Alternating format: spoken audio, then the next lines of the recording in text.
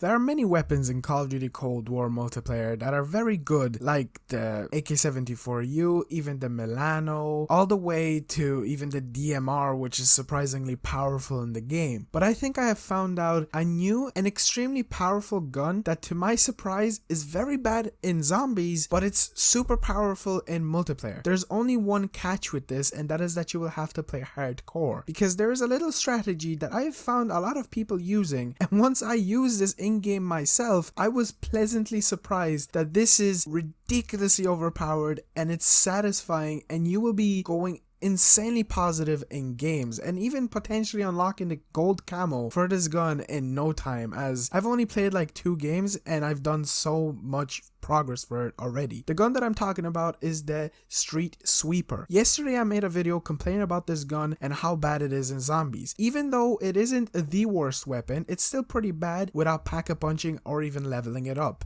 which is kind of not okay in my opinion, considering each weapon kind of feels around the same difficulty, except like snipers, because snipers are just poo-poo in general. But the STREETSWEEPER on Nuketown Hardcore is ridiculously overpowered. I want to share you my class that I use for this gun, which isn't anything insane. I do have the gun max level because I get like 50 to 70 kills in one game, and just so you know, I'm not good at Call of Duty. Obviously, I was better when the game first released because I wasn't in really high skill based matchmaking games, but even with this strategy, you will be able to basically destroy people in the high lobbies, the ones that are supposed to be your same difficulty. Now, I don't know if this will get patched, but if you do not know, there is a perk that I first want to talk about called Gun Ho. What this perk basically allows you to do is fire your weapon and use equipment while sprinting. I don't know why this is even a perk in the first place. I'm pretty sure this goes from Call of Duty to Call of Duty. I'm not 100% sure, as I've never really was invested in perks in general. To be honest, it's always been like my thing that I just left alone and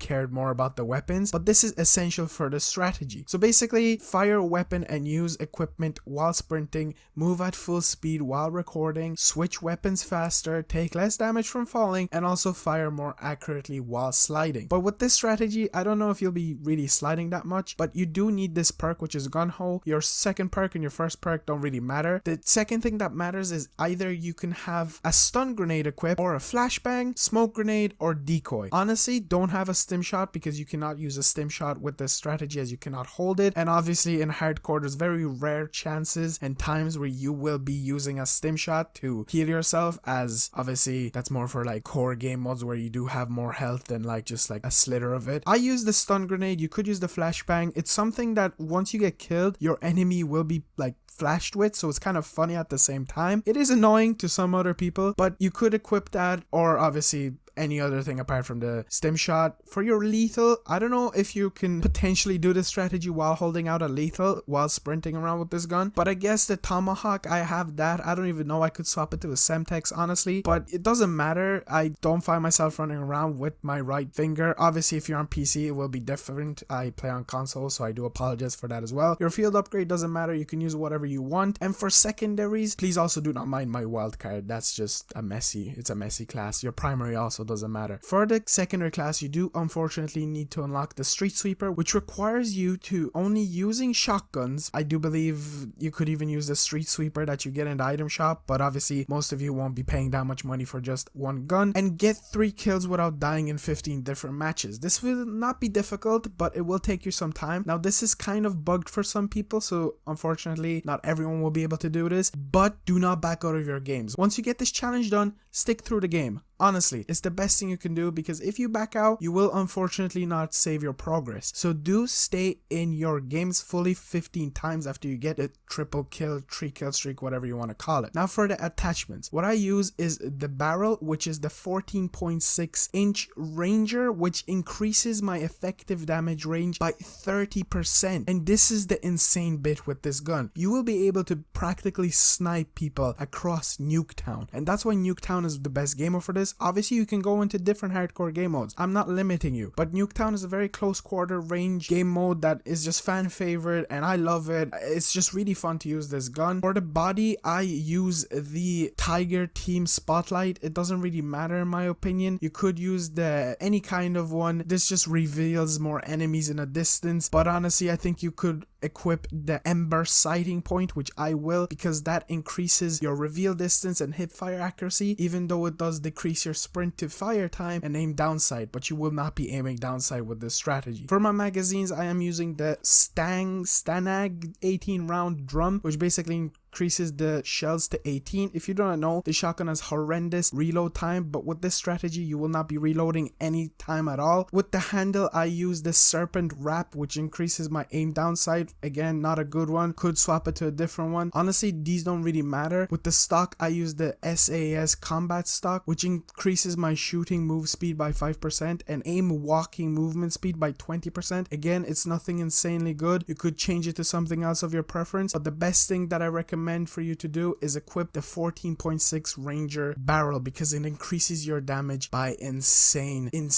speed. And essentially the strategy, what you do with this gun is you hold a lethal or a tactical, your choice, doesn't matter, and you run around. Do not throw it, hold it and sprint. Gun ho allows you to sprint around, and you can basically shoot this gun really fast. Why is this good? Because gun ho does not cancel your sprint time, so you can literally run around the map sprinting at insane speeds. And due to the fact that this shotgun has huge spread, it's also the barrel that increases your range by a lot. And on top of all of this, it's hardcore. You will be getting insane feeds. Most of the time you will be the player of the game. People will be jealous. I've seen people in games that start using this the same way I started using it, when people were using it against me. So that's literally it, and I'm sorry that it took me so long to get to it. This strategy is insane, and I can't believe that it's in the game. This gun is overpowered as hell in Warzone as well. On top of the Mac 10 and the DMR, all of the Cold War weapons are currently breaking Warzone. You could potentially try to use this in Warzone, but I don't know if they have gun ho. If they do and you feel confident, maybe pop into like Rebirth Island and try this strategy out, even though it isn't hardcore. Who knows, maybe you could do insane. And that's literally it. That's literally all you have to do. Those attachments, that setup. Again, you could customize your attachments, but the